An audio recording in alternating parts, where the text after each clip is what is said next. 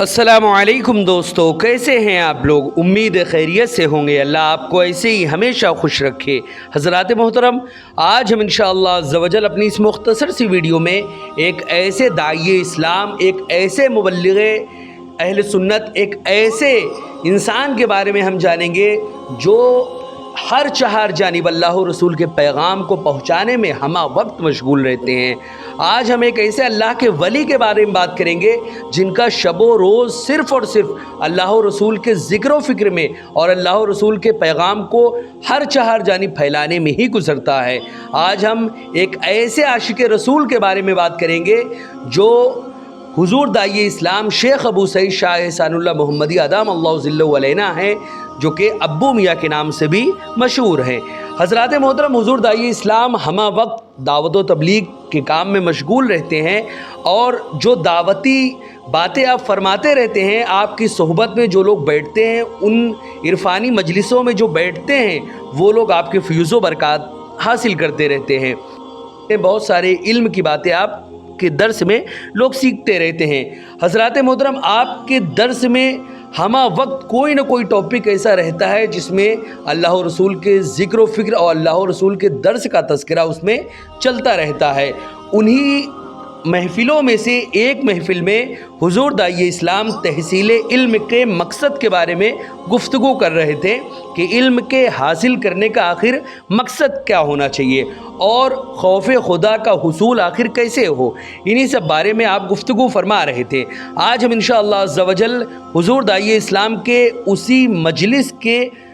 में जो आपने फरमाया था उसके ख़ुलासे के बारे में चंद बातें आपके सामने रखूँगा कि आपने उस मजलिस में जो फरमाया उसका ख़ुलासा क्या है। हज़रात मोहतरम, आपकी महफ़िल में इस तरह की बातें और इस तरह की दावत व तबलीग की बातें होती रहती हैं। उन्हीं में से तहसील इल्म का मकसूद जो हो रहा था, उसमें चंद बातें जो हमने सीखी हैं वो ये हैं कि इल्म जो है वो एक ऐसा चिराग है जिसकी रोशनी में इल्म वाला अच्छाई और बुराई में तमीज़ करता है। हलाल व हराम उसके सामने वाज़े हो जाता है।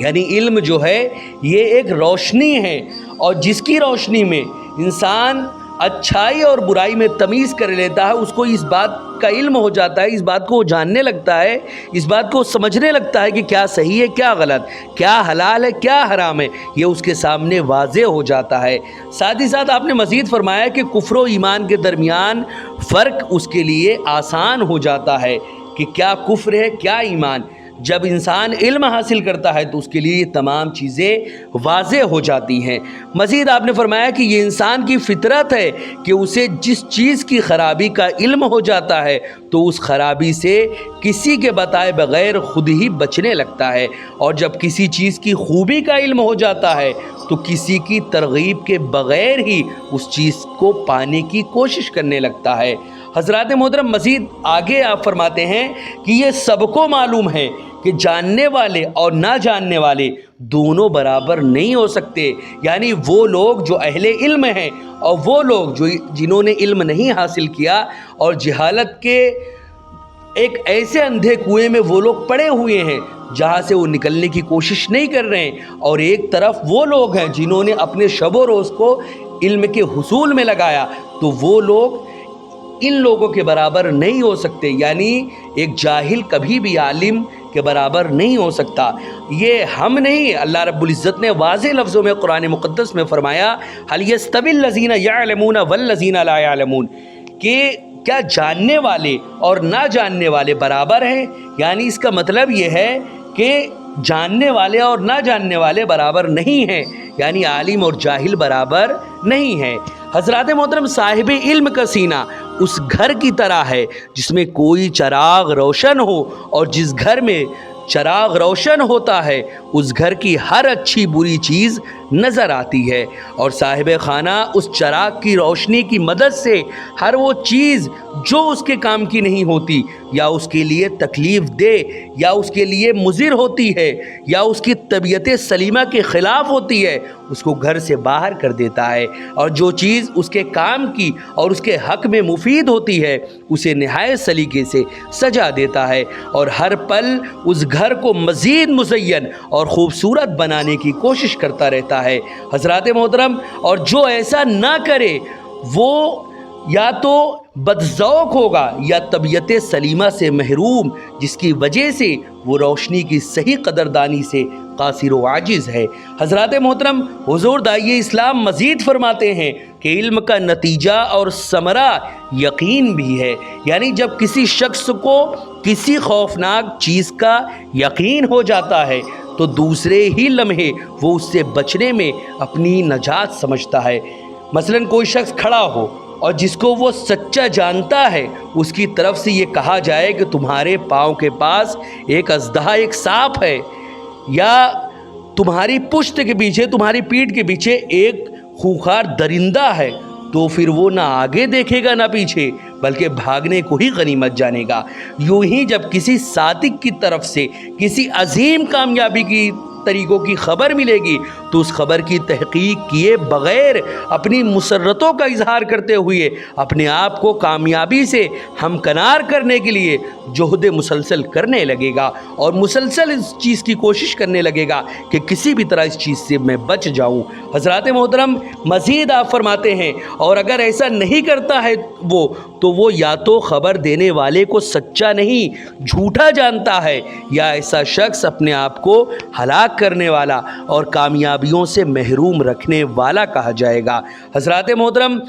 مزید آپ آگے فرماتے ہیں کہ یا دوسرے لفظوں میں یہ کہیں کہ ابھی اسے علم و یقین حاصل ہی نہیں ہوا، کیونکہ اگر اسے علم و یقین حاصل ہو جاتا تو ہلاکتوں سے ضرور بچنے کی وہ کوشش کرتا اور کامیابیوں سے اپنے آپ کو سرفراز کرنے کے لیے کوشاں ہوتا۔ یہاں پہ ہمیں یہ معلوم ہوا کہ جہاں بھی علم و یقین ہوگا وہاں دو چیزیں ضرور ہوں گی، ایک خوف اور دوسرا شوق، یعنی جہاں پر آپ نے علم حاصل کیا، آپ کو یقین حاصل ہوا، وہاں اللہ رب العزت کی جانب سے دو نعمتیں آپ کو عطا ہوں گی، ایک خوف اور دوسرا شوق۔ ہلاکتوں کا خوف ہوگا اور کامیابیوں کے حصول کا شوق ہوگا، اور جہاں جہاں یہ چیزیں ہوں گی، جس ذات میں یہ چیزیں پائی جائیں گی، وہ ذات صاحب علم اور صاحب یقین شمار کی جائے گی۔ حضرات محترم، حضور داعی اسلام مزید آگے فرماتے ہیں کہ اللہ رب العزت نے ارشاد فرمایا،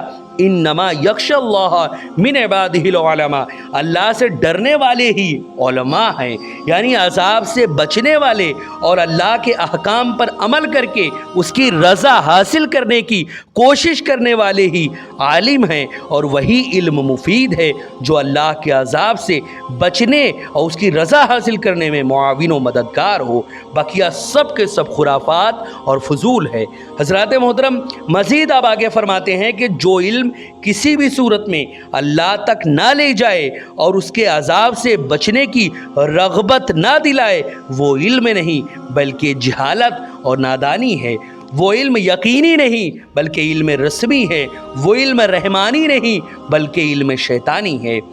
اس کے آگے آپ نے اپنے ہی چند اشعار کو ذکر فرمائے کہ علم رسمی کام آ سکتا نہیں جب تلک پیدا نہ ہو کامل یقین۔ حضرات محترم، اس شعر کا مطلب یہ ہے کہ اگر انسان پوری زندگی علم حاصل کرے، پوری زندگی علم حاصل کرتا رہے، لیکن جو علم حاصل کرنا ہے وہ نہ کرے بلکہ رسماً علم حاصل کر رہا ہے، تو اس کو کامل یقین حاصل نہیں ہوگا، اور کامل یقین حاصل نہیں ہوگا تو وہ علم کسی کام کا نہیں۔ آگے آپ فرماتے ہیں علم سے پیدا نہ ہو تقوی، اگر جو علم ہم حاصل کر رہے ہیں، اگر اس سے ہمیں اللہ سے ڈرنے کا جذبہ نہ پیدا ہو، اللہ سے ہم ڈرنے نہ لگے اس کو حاصل کرنے کے بعد، تو یہ جان لو کہ بے گما وہ علم ہے نامعتبر۔ یعنی اگر یہ علم سے ہم تقوی ہمارے اندر نہیں پیدا ہو رہا تو ایسے علم کا کوئی اعتبار نہیں، ایسے علم کا کوئی فائدہ نہیں۔ حضرات محترم، یہ چند باتیں تھیں جو حضور داعی اسلام شیخ ابو سعید شاہ احسان اللہ محمدی ادام اللہ ذلہ ولینا کے مجلس میں آپ نے فرمائی، اور اس مجلس میں اس مجلس میں جو بھی آپ کی باتیں ہوئیں اس کا چند لفظوں میں یہ خلاصہ ہے جو میں نے آپ کے سامنے ابھی پیش کیا۔ انشاءاللہ عز و جل یہ عرفانی مجلس میں برابر لاتا رہوں گا جس میں ہم حضور داعی اسلام شیخ ابو سعید شاہ احسان اللہ محمدی ادام اللہ ذلہ ولینا کی باتیں اور ان کے فیوز و برکات اور ان کے فرمان کے بارے میں جانتے رہیں گے کہ آخر ان کے ज़बान سے वो कौन कौन सी बातें निकलती हैं कि जिन पर हम अमल करके सादत दारैन हासिल कर सकते हैं। हज़रात मोहतरम, वीडियो पसंद आए तो वीडियो को लाइक करें, शेयर करें, और अगर हमारे मोहम्मदी चैनल पर नए आए हों तो इसे ज़रूर सब्सक्राइब करके बेल आइकन को भी ज़रूर दबाएं ताकि इस तरह की तमाम इन्फॉर्मेटिव वीडियोज़ आप तक ज़रूर पहुँचे। अस्सलामु अलैकुम वरहमतुल्लाहि वबरकातुहू।